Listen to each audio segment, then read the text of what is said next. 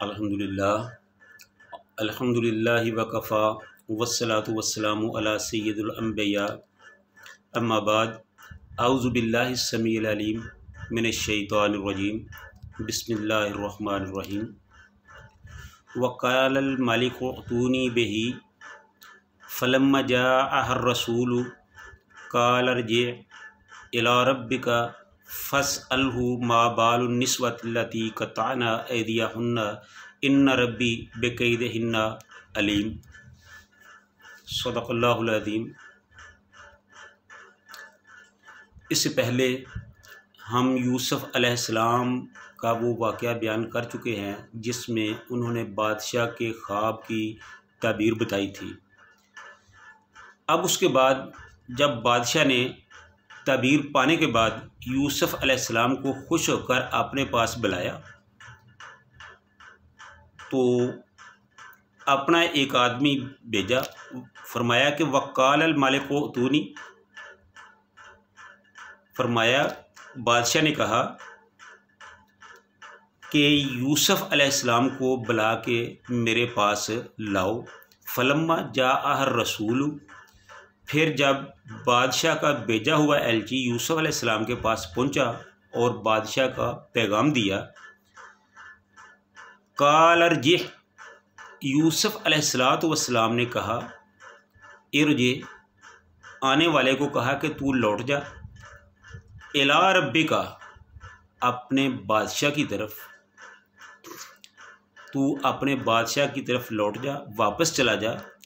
फ़स्अलहु, और उससे जाके पूछ, मा बालुन निस्वतिल्लती क़तअना ऐदियहुन्ना, कि उन औरतों के बारे में क्या हुआ जिन्होंने अपने हाथ काट लिए थे।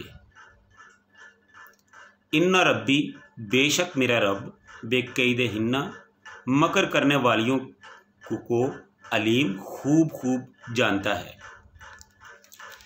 तो बादशाह ने अपने आदमी को भेजा कि जाओ यूसुफ़ अलैहिस्सलाम को बुला के मेरे पास लाओ। तो जब यूसुफ़ अलैहिस्सलाम के पास बादशाह का आदमी पहुंचा तो बादशाह के आदमी को यूसुफ़ अलैहिस्सलाम ने फरमाया कि तू वापस चला जा और बादशाह से कहो कि जब तक मेरे केस का फ़ैसला नहीं होगा मैं जेल से आने वाला नहीं हूँ। पहले मेरे केस का फ़ैसला करो, फिर मैं आऊँगा। उन औरतों से पूछो कि जिन्होंने हाथ काटे थे कि उनका क्या मामला था। तो जब वो बताएंगी उसकी तहकीकात की जाए।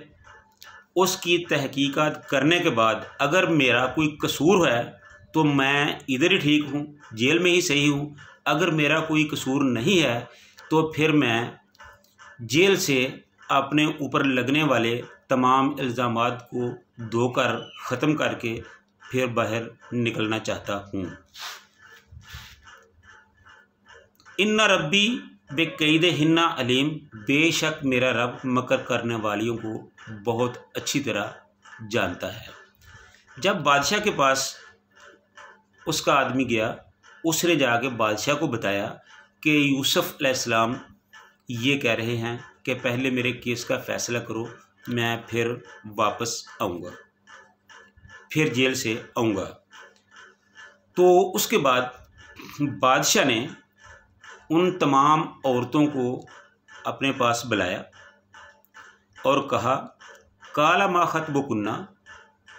तो बादशाह ने उन औरतों से ख़िताब किया, उन औरतों से बातचीत करते हुए पूछा, इज़ रावतुन्ना यूसुफ़, कि जब तुमने यूसुफ़ अलैहिस्सलाम को बहलाने और फिसलाने की कोशिश की थी, अन नफ्से ही, उसके नफ्स से, कुल, तो वो क्या वाक़या है, उस वक़्त क्या हुआ था। यानी बादशाह ने उन तमाम औरतों को बुलाया और उनसे पूछा कि मुझे बताया जाए कि जब तुमने अपने हाथ काटे थे तो उस वक़्त क्या हुआ था, क्या मसला बना था, यूसुफ़ अलैहिस्सलाम का उसमें क्या किरदार है। जब बादशाह ने उन औरतों से पूछा तो उन्होंने कहा, कुलना हाशा लिल्लाह, कि अल्लाह ताला के लिए ही पाकी है, मा अलिमना अलैहि मिन सूइन, कि हमने हरगिज़ यूसुफ़ अलैहिस्सलातु वस्सलाम में कोई बुराई नहीं देखी, वो सिर्फ़ हमारे ही मकर थे। यूसुफ़ अलैहिस्सलाम बिल्कुल पाक और साफ़ हैं। जब उन औरतों ने ये कहा तो फिर उनको देखकर अज़ीज़ मिस्र की बीवी यानी ज़ुलैखा ने कहा, कालत तिम्रातुल अज़ीज़, अज़ीज़ मिस्र की बीवी ने कहा, अल आन हसल हक्का, हसल हक्कू, कि अब जब के हक वादे हो गया है तो मैं भी इस बात को बता देना चाहती हूँ, मैं भी इस बात को वादे कर देना चाहती हूँ कि अना रावत्तुहु, मैंने ही यूसुफ़ को बहलाया फिसलाया था, अन नफ्स ही, उसके नफ्स से, यानी कि मैंने ही यूसुफ़ को गुमराह करने की कोशिश की थी, मैंने ही यूसुफ़ से अपना मतलब निकालने की कोशिश की थी। यूसुफ़ का इस मामले में कोई कसूर नहीं था और यूसुफ़ के इनकार की वजह से अल्लाह ने उसको भी बचा लिया और उसकी वजह से अल्लाह ताला ने मुझे भी गनाह में आलूदा होने से बचा लिया।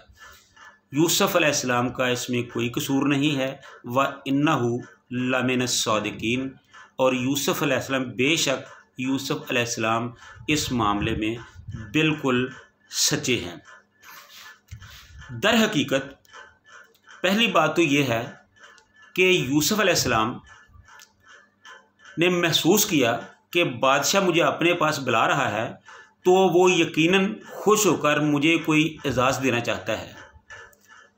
तो मैं वो एजाज़ इस हालत में नहीं लेना चाहता कि मुझ पर किसी किस्म का कोई इल्ज़ाम हो।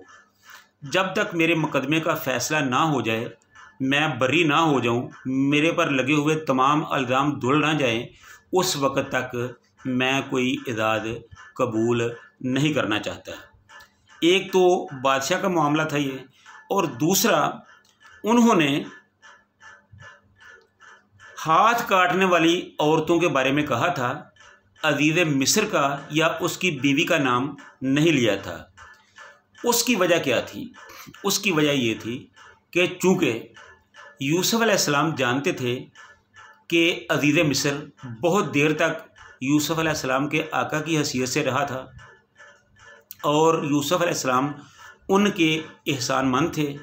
वो हरगिज़ नहीं चाहते थे कि उनकी वजह से उनके आका को परेशानी हो, अज़ीज़ मिस्र को शर्मिंदगी हो या उसका सर नीचा हो या उसकी वजह से उसकी बेगम के बारे में कोई बात हो जिसकी वजह से अज़ीज़ मिस्र को शर्मिंदगी उठानी पड़े। तो इसलिए हज़रत यूसुफ़ अलैहिस्सलाम ने अज़ीज़ मिस्र की या उसकी बीवी का नाम लेने की बजाय उन औरतों का नाम लिया जिन्होंने अपने हाथ काट लिए थे। फिर उसके बाद जब उन औरतों ने अपने गुनाहों का इतराफ़ किया तो उनकी तरफ देखकर अज़ीज़ मिस्र की बीवी यानी ज़ुलैखा ने भी अपने उस गुनाह का इतराफ़ किया कि यूसुफ़ बिल्कुल ठीक है, मैंने ही अल-आन हसल हक्कू, कि अब जब के हक वादे हो चुका है तो मैं अपने गुनाह का इतराफ़ करती हूँ कि मैंने ही यूसुफ़ को बहलाने फिसलाने की कोशिश की थी, मैंने ही यूसुफ़ से अपना मतलब निकालने की कोशिश की थी। यूसुफ़ तो इस मामले में बिल्कुल बच गया, यूसुफ़ को अल्लाह ताला ने बचा लिया और यूसुफ़ के बच जाने की वजह से मैं भी गुनाह से बच गई, मैं भी गुनाह से आलूदा होने से बाज रही, बच गई। तो इस तरह यूसुफ़ भी बच गए और मुझे भी अल्लाह ने बचा लिया। इन्नहु व इन्नहु लमिन सादिकीन, बेशक यूसुफ़ अलैहिस्सलातु वस्सलाम सच्चे हैं। तो इस तरह अज़ीज़ मिस्र की बीवी ज़ुलैखा ने अपनी जो सफाई सी वो बयान कर दी। उसने बता दिया कि बेशक मैंने ऐसा किया ज़रूर था, लेकिन मैंने कोई गुनाह नहीं किया। यूसुफ के इनकार की वजह से वो भी गुनाह से बच गया और मैं भी गुनाह से बच गई। इससे अज़ीज़ मिस्र का जो सर था वो भी फ़ख्र से बुलंद हुआ, वो भी बुराई से शर्मिंदगी से बच गया और उसकी बीवी भी बच गई। उसके बाद क्या हालात और मामलात पेश आए उसको हम अपने आइंदा प्रोग्राम में वादे करेंगे, बताएंगे। अल्लाह ताला हम सब को हक़ और सच कहने की तौफ़ीक़ अता फ़रमाए। व आखिर दावाना अनिल हम्दुलिल्लाहि रब्बिल आलमीन।